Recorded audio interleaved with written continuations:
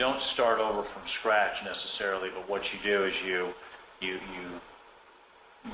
update one that you've already done. Now that, of course, it does have the risk that someone goes through and goes, "Eh, it looks fine to me." So you really have to make sure that people keep in mind that, are asking themselves, what's different about this project from previous projects, right?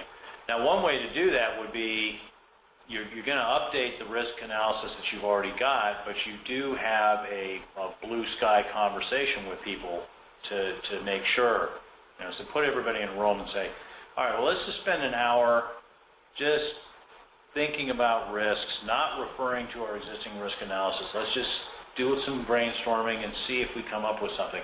And, if nobody comes up with anything that's not already on the list, then you say, okay, well, the existing list is probably pretty good. We just need to update the levels of risk. People come up with a number of interesting things. You say, this is something new about this project. Let's expand this a little more. But you're absolutely right. It's a challenge. To make sure people engage in it when it becomes more routine. But on the other hand, it's also the opportunity for reuse is much higher. So it's a two-edged sword there, right? You talked about the bug reject rate and not a bug, and the average should be about 5% or target. Yeah. Target. Yeah. Do you have a percentage for how many times or when bugs come back from the developers and are not fixed? Yeah, the reopen rate.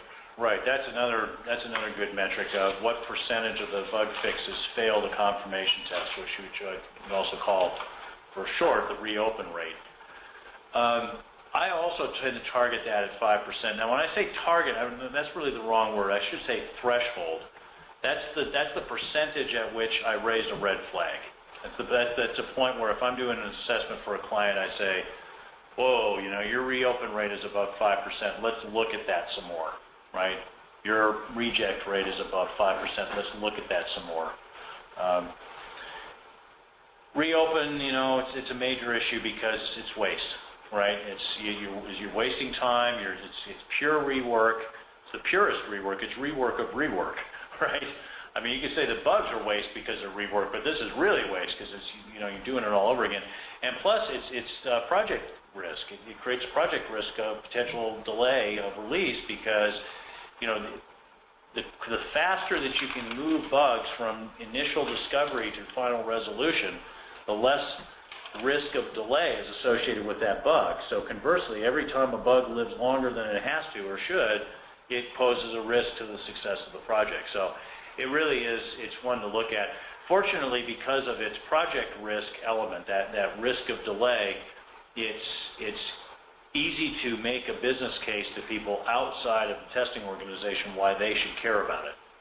You should care about this because it could delay the release of the product. And there's usually kind of an instant light bulb moment above everybody's head when you say like, oh yeah, right. So yeah, that's a good one to look at. Others in the room before we go to? I have one relatively quick question. You talked early on about developing a risk number by using likelihood and impact. Yep. I've been accustomed in the past to using a third one, detectability. Can you share some thoughts on that? Yeah, that's an interesting one of how obvious is it, right? How easy? What's the likelihood of catching this bug before it goes into production? Right. Yeah, and that's very consistent with failure mode and effect analysis, which has that third detectability in it. And that's fine. I mean, I think you can add more factors to the equation that you use, and certainly here when we went through the exercise this week with the product that we're looking at, we did a more complex risk analysis of that. I don't want to get into the details here. There's people on the phone, but we had something like a dozen factors that we were looking at. But I think most of the time, again, this is that trying to keep it lightweight thing of, likelihood and impact are clearly independent factors. People are able to relate to them pretty well. You can explain, this is what I'm talking about.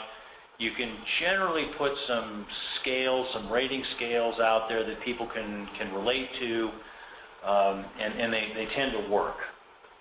I went through sort of a Zen process, if you will, with how I approach doing instituting risk-based testing in organizations, of trying to strip out everything that I could get away with. You know, it's kind of haiku kind of thing of what can I get it, squeeze it down to, and that was one of the things I looked at, of what's the least number of factors that we could deal with and still not be oversimplifying it, and I can only get it down to two. It's something related to technical risk, which is likelihood, and something related to business risk, which is impact. And if I try to squeeze those together, I find that those are orthogonal dimensions, and that doesn't work. But that's a good question. And if you want to add more, and you feel like you've reached a level of maturity with the way that you do risk analysis, that you can do that. Again, it's like Lance Armstrong's bicycle. When you're going to be road racing and on a bike, you need Lance Armstrong's bicycle. Okay, I want to get to some attendee questions here. Now, I want to start with one that came up in the last session, the afternoon session for this, because I think it's of interest. Somebody asked, how can I be confident that the body of knowledge, the ISTQB body of knowledge, is solid, and that passing the exam indicates a good tester, and conversely failing an exam indicates a bad tester? Which is, I think, a great question. Because certainly one of the risks inherent in certification is that we could set the bar too high and be eliminating people who actually are qualified to be testers, or we could set the bar too low and be, anybody can get it. So I deal with this into two parts. One is this issue of, is the passing of the exam a valid indicator of skill? So this is ultimately what's referred to as a psychometrics question. So psychometrics has to do with the design of valid exams. And what you're looking at is what percentage of people fail the exam that actually had mastered the learning objectives that the exam was based on, and conversely, what a percentage passed that had not mastered those learning objectives. Those are the error rates in the exam, and a good psychometrician will manage the question pool that the exam is based on to try to drive those numbers as close to zero as you can get. Now, it's like anything else. Ask yourself, are there people with driver's licenses who absolutely should not be driving? Of course. And,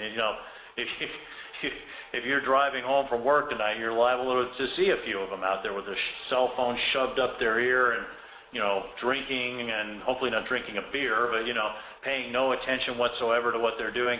Yeah, any sort of licensing or certification process is going to be imperfect. And so there are going to be people who will get certified who shouldn't have been, and people who couldn't get certified who should have been. But, the psychometricians that work on the certification exams for the American Software Testing Qualification Board and many other national boards around the world, this is a problem that we take very seriously, and that we work to not resolve, because it can't be resolved, but to manage and to continuously monitor. Now that leads to the question of, well, okay, the body of knowledge upon which the exam is based, why should I have any confidence in this body of knowledge? Well, it's important, I think, to remember that again, any form of certification or licensure that exists is what could be referred to as a fiat licensure or fiat certification. A fiat money is the economic term for money that has no intrinsic value, and basically everybody